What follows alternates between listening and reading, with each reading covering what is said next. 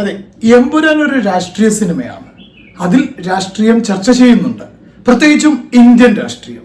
ഒപ്പം കേരളത്തിന്റെ രാഷ്ട്രീയവും ചർച്ച ചെയ്യുന്നുണ്ട്. അതിലെന്താണ് ഇത്ര അത്ഭുതം എന്ന് മനസ്സിലാവണില്ല. അതിൽ ഇന്ത്യയിലെ പ്രമുഖ രാഷ്ട്രീയ പാർട്ടികളെ അവരുടെ ഭാഗങ്ങൾ അല്ലെങ്കിൽ ഇന്ത്യയിൽ സംഭവിച്ചിട്ടുള്ള ചില പ്രയാസങ്ങൾ, പ്രശ്നങ്ങളിലേക്ക് വിരൽ ചൂണ്ടും. അതിലെല്ലാം അത് നമ്മളെയാണ് ഉദ്ദേശിച്ചത് എന്ന രീതിയിൽ ബഹിഷ്കരണത്തിന്റെയും ഭീഷണിയുടെ ഒക്കെ സ്വരം വരിക എന്ന് പറയുന്നത് അങ്ങേയറ്റം മ്ലേച്ഛമാണ്.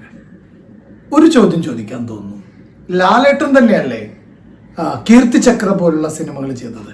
അതിനകത്ത് ഇസ്ലാമിക് തീവ്രവാദികളെ പച്ചയ്ക്ക് വലിയ രീതിയിൽ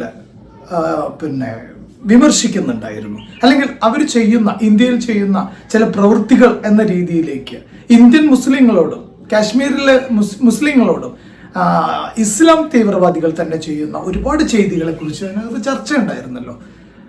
ആ സമയത്ത് അത് സിനിമയായി കണ്ടവരല്ലേ നമ്മളെല്ലാവരും? അത് സിനിമയാണ്, അതിനകത്ത് വേറെ ഇഷ്യൂസ് ഒന്നുമില്ലല്ലോ. അപ്പൊ ഇതും സിനിമയായി തന്നെ കാണണ്ടേ? ഇതിനെന്താ പ്രശ്നമുള്ളത്? സിനിമ സിനിമയ്ക്ക് വിടുക, കല കലയ്ക്ക് വിടുക.